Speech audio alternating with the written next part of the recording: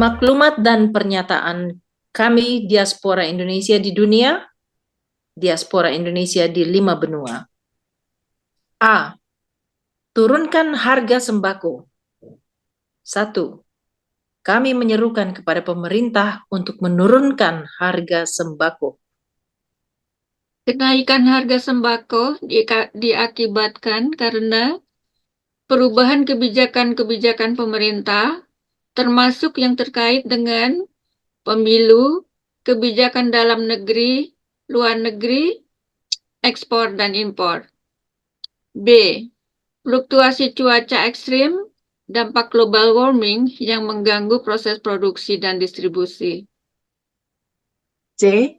Permintaan yang tinggi, namun pasokan terbatas. D. Tingginya biaya bahan baku dan pendukung, energi, serta bahan bakar yang mempengaruhi biaya produksi dan transportasi. 2. Penting untuk menurunkan harga sembako agar dapat diakses dan terjangkau harganya oleh seluruh lapisan masyarakat, sehingga tidak mengakibatkan dampak serius untuk masyarakat, bangsa, dan negara. A. Kemudahan akses dengan harga sembako yang terjangkau akan menurunkan beban ekonomi rumah tangga serta meningkatkan kesejahteraan masyarakat, meningkatkan daya beli konsumen masyarakat, dan mendorong pertumbuhan ekonomi. B. Kemudahan akses pangan dan harga sembako yang terjangkau meningkatkan kesehatan masyarakat secara keseluruhan melalui akses gizi yang mudah dan terjangkau. C. Ketersediaan dan aksesibilitas harga sembako yang murah dan terjangkau mengurangi resiko gangguan ketahanan pangan nasional serta menjaga stabilitas sosial dan politik karena adanya rasa aman dan kepuasan dalam masyarakat. B.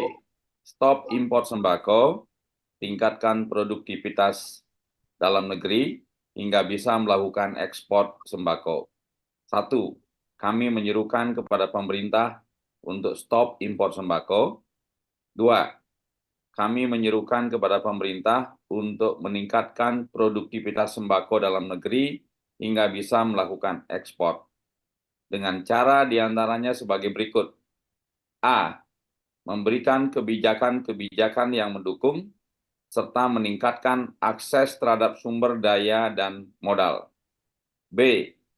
Memberikan kemudahan dan investasi sekaligus di berbagai sektor terkait seperti dalam teknologi pertanian modern untuk meningkatkan hasil dan atau produktivitas. C. Memberikan pelatihan kepada petani, peternak, dan masyarakat untuk menerapkan praktek-praktek inovatif. D. Pengembangan infrastruktur yang mendukung distribusi dan penyimpanan hasil-hasil produksi yang efektif dan efisien. E. Melakukan kolaborasi kerjasama antara pemerintah, sektor swasta, petani, peternak, dan masyarakat untuk menciptakan strategi yang holistik dan berkelanjutan. 3. Manfaat substansial dari peningkatan produktivitas sembako di dalam negeri, hingga mampu secara mandiri melakukan ekspor ke luar negeri, diantaranya adalah A. Menciptakan lapangan kerja sekaligus di berbagai sektor terkait, misalnya sektor pertanian, perkebunan, peternakan, perikanan, dan lain-lain. B. Meningkatkan pendapatan petani, peternak, dan masyarakat, serta meningkatkan kontribusi sektor pertanian terhadap pertumbuhan perekonomian nasional. C. Mengurangi ketergantungan pada impor, sekaligus meningkatkan dan memperkuat ketahanan pangan nasional. D. Memperkuat citra, reputasi, dan daya saing sekaligus di berbagai sektor terkait pada skala lokal, domestik, nasional ke pasar internasional. E. Meningkatkan devisa negara melalui peningkatan pendapatan dari ekspor. C. Kami mendukung DPR RI untuk mengajukan dan melakukan hak angket serta membentuk pansus, panitia khusus terhadap 1. Penyelenggara pemilu dan pihak-pihak yang melakukan kecurangan TSN terstruktur sistematis masif dalam pemilu Pilpres dan Pileg 2024. 2. Pihak-pihak yang melakukan KKN, korupsi, kolusi, dan nepotisme secara TSN terstruktur sistematis masif dalam pemerintahan Presiden Joko Widodo. Kami mendukung adanya konsekuensi-konsekuensi hukum terhadap pihak-pihak yang telah melakukan kecurangan terstruktur sistematis masif pada pemilu putaran pertama. Jika perlu, termasuk diskualifikasi paslon yang curang dan pemakzulan presiden. 1. Dengan mengidentifikasi serta mengungkap praktik kecurangan TSM, kita memberantas pelanggaran prinsip-prinsip demokrasi yang mengancam kepercayaan masyarakat. Proses ini penting untuk menegakkan keadilan, memastikan akuntabilitas, menjaga integritas demokrasi, serta menegakkan hukum dan konstitusi. Pihak-pihak yang terlibat dalam pelanggaran demokrasi harus diungkap dan dihadapkan pada konsekuensi hukum agar dapat memberikan efek jera serta mendukung pemulihan kepercayaan masyarakat terhadap praktek dan pelaksanaan sistem dan prinsip demokrasi dalam proses pemilu. Melalui proses hukum yang transparan dan accountable, tidak hanya keadilan ditegakkan, tetapi juga memberikan contoh bahwa pelanggaran terhadap prinsip-prinsip demokrasi tidak dapat diterima. Kami mendukung adanya pemilu ulang atau pemilu putaran kedua dengan mendiskualifikasi paslon yang telah melakukan kecurangan TSM. 1. Pemilu ulang atau pemilu putaran kedua bertujuan untuk memulihkan integritas dan kepercayaan masyarakat terhadap proses demokrasi, sehingga tercipta proses pemilu yang luber, langsung, umum, bebas, rahasia, dan jujur, adil, bersih, dan transparan. 2. Sehingga setiap suara rakyat dihormati, dihargai, dan dihitung secara benar. Sebab setiap warga negara memiliki kesempatan yang sama untuk berpartisipasi dalam pemilu, tanpa mendapatkan kecurangan, manipulasi, penipuan, hambatan, dan intimidasi. 3. Pemilu ulang atau pemilu putaran kedua adalah solusi tepat untuk memastikan keabsahan hasil pemilu, sebab masyarakat dapat merestorasi kepercayaan mereka terhadap lembaga-lembaga penyelenggara pemilu, sekaligus menegakkan prinsip-prinsip demokrasi yang sehat dan kuat dengan melibatkan partisipasi aktif seluruh rakyat. F. Kami mengusulkan kepada pemerintah dan DPR RI untuk menurunkan pajak-pajak yang memberatkan masyarakat karena akan menambah beban hidup masyarakat. G. Kami mendukung proses-proses audit forensik digital terhadap Sirekap serta website dan aplikasi yang digunakan oleh KPU dan Bawaslu. H. Acara kita pada hari ini adalah untuk mengingatkan kita akan arti dan makna kata yang tidak hanya kata kiasan. Demokrasi, martabat, kesantunan, memiliki etika, norma, moral, dan bermartabat, dan dapat dipercayai, mempunyai harga diri, rendah hati, serta memiliki pemikiran yang luas, serta tidak gampang mabuk kekuasaan, juga mudah gamang akibat pujian.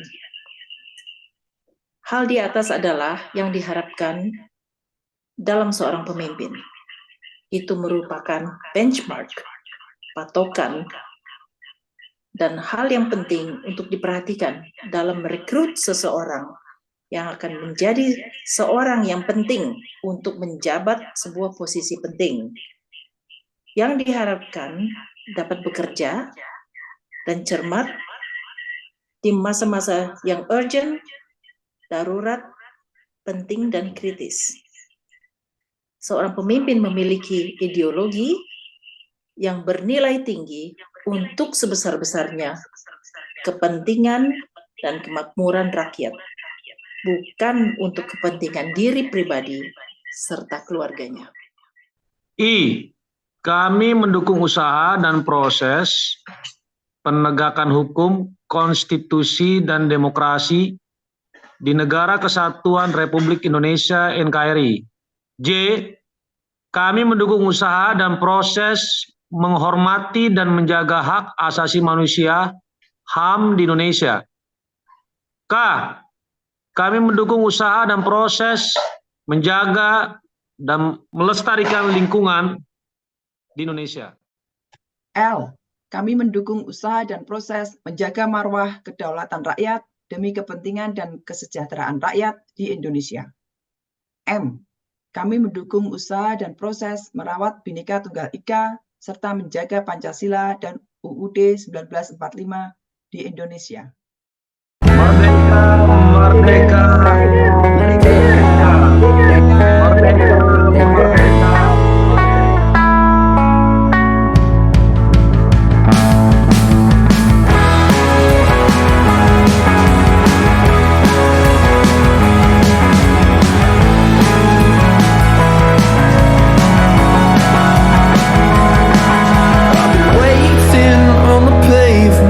Lips locked on the sidewalk skyline.